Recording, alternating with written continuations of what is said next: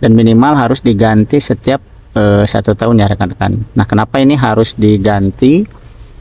Karena kalau misalkan kotoran nanti lewat ke saringan AC ya, lalu dihembuskan oleh blower dan masuk ke sistem evaporator, otomatis nanti evaporatornya akan lebih cepat kotor.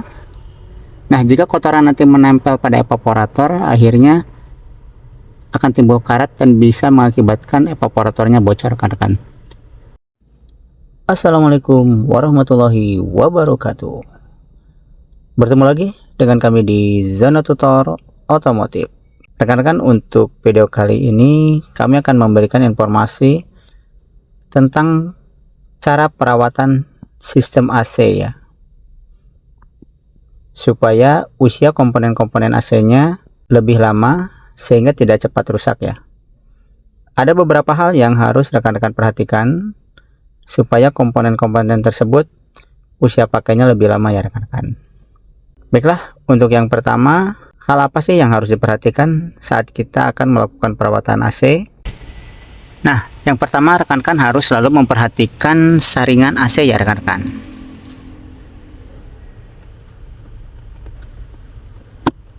Saringan AC ini harus rekan-rekan selalu bersihkan setiap 3 bulan ya.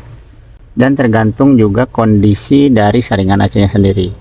Dan minimal harus diganti setiap 1 tahun ya rekan-rekan. Nah, kenapa ini harus diganti? Karena kalau misalkan kotoran nanti lewat ke saringan AC ya, lalu dihembuskan oleh blower dan masuk ke sistem evaporator, otomatis nanti evaporatornya akan lebih cepat kotor.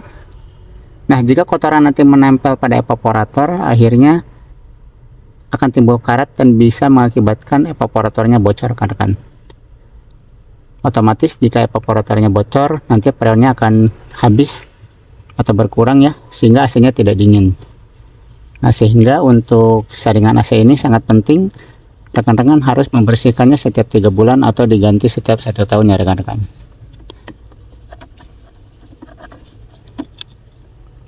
Nah, yang keduanya nanti ada blower rekan-rekan ya. Blower ini nanti ada di bagian bawah saringan AC ya. Nah, ini sudah kita buka untuk blowernya.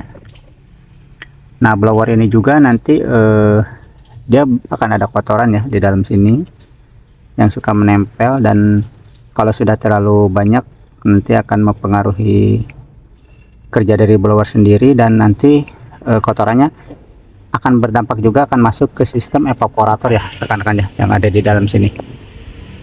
Nah, blower juga nanti rekan-rekan harus bersihkan setiap 6 bulan sekali ya. Lebih bagus sih berserta dengan saringan AC. Tapi jika tidak sempat, nah rekan-rekan silahkan dibersihkan setiap 6 bulan sekali ya rekan-rekan ya, untuk blower AC ini, atau kilometer di kilometer 20.000 kilometer.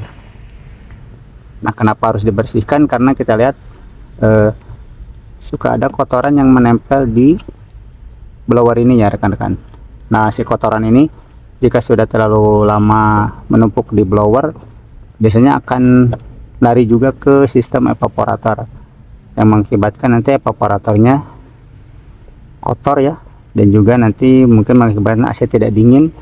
Nah, kalau dibiarkan lama kelamaan nanti evaporator bisa timbul karat dan akhirnya freonnya akan berkurang atau habis rekan-rekan.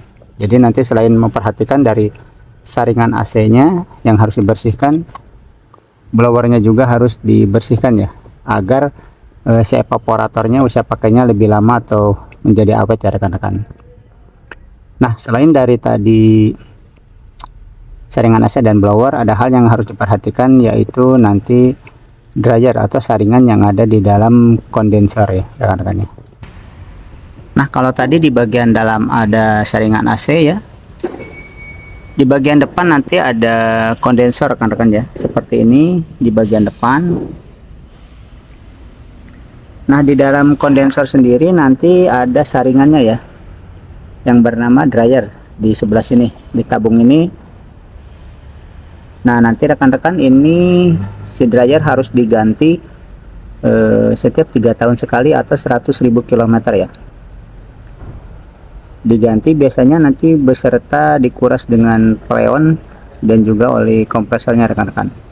Nah, kenapa si dryer ini harus diganti jika nanti kotorannya sudah numpuk dan misalkan nanti kotoran tersebut menyebar ke kondensor, lalu ke kompresor, lalu nanti ke dalam evaporator, otomatis komponen yang tadi harus diganti semuanya ya rekan-rekan ya, karena akan mengakibatkan nanti si freonnya mampet sehingga mengakibatkan AC-nya menjadi tidak dingin ya, atau tidak bekerja dengan maksimal. Nah, sehingga nanti si dryernya harus diganti secara rutin 3 tahun atau 100.000 km ya rekan-rekan. Nah, yang berikutnya rekan-rekan harus memperhatikan juga kondisi dari magnetic clutch ya rekan-rekan ya.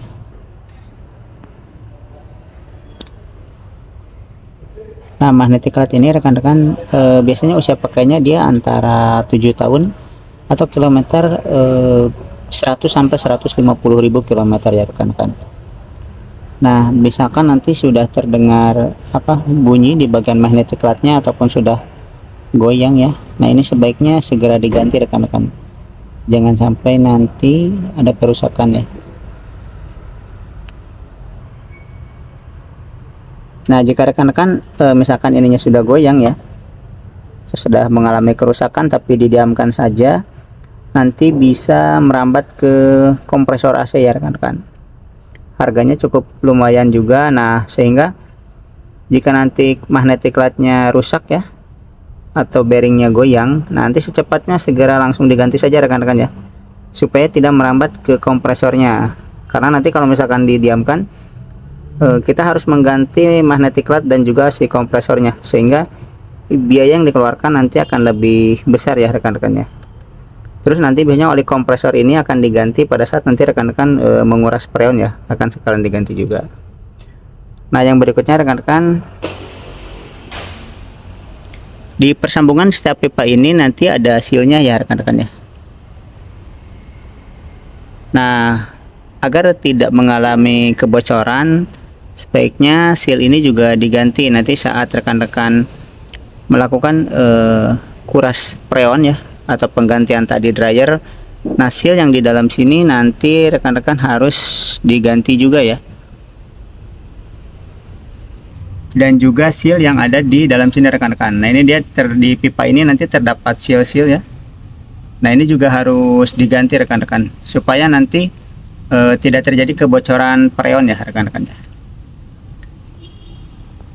Nah, mungkin itu saja ya rekan-rekan informasi dari kami. Jadi supaya nanti untuk komponen AC mulai dari evaporator, terus kondensor AC, dan juga nanti kompresornya usia pakainya lebih awet ya, lebih panjang. Nah, hal-hal yang tadi yang perlu diperhatikan, pertama dari saringan AC, yang keduanya tadi dari blower AC dibersihkan, lalu rekan-rekan harus mengganti dryer ya. Dryer ini juga diganti, lalu oli kompresor nanti ditambah juga, dan juga freonnya nanti dikuras. Nah, jika kita melakukan hal-hal tersebut, maka usia pakai dari komponen-komponen sistem AC akan lebih lama usia pakainya ya rekan-rekan. Jangan sampai nanti baru 3 tahun tapi evaporatornya sudah bocor ataupun sudah rusak ya rekan-rekan, karena kita jarang membersihkan saringan AC dan blower AC-nya. Nah, mungkin itu saja rekan-rekan ya informasi dari kami. Beberapa hal yang harus rekan-rekan perhatikan supaya usia pakai dari komponen-komponen AC menjadi lebih lama ya usia pakainya atau lebih awet. Semoga video ini bermanfaat. Jangan lupa untuk di like, komen, dan subscribe ya rekan-rekan. Terima kasih. Assalamualaikum warahmatullahi wabarakatuh.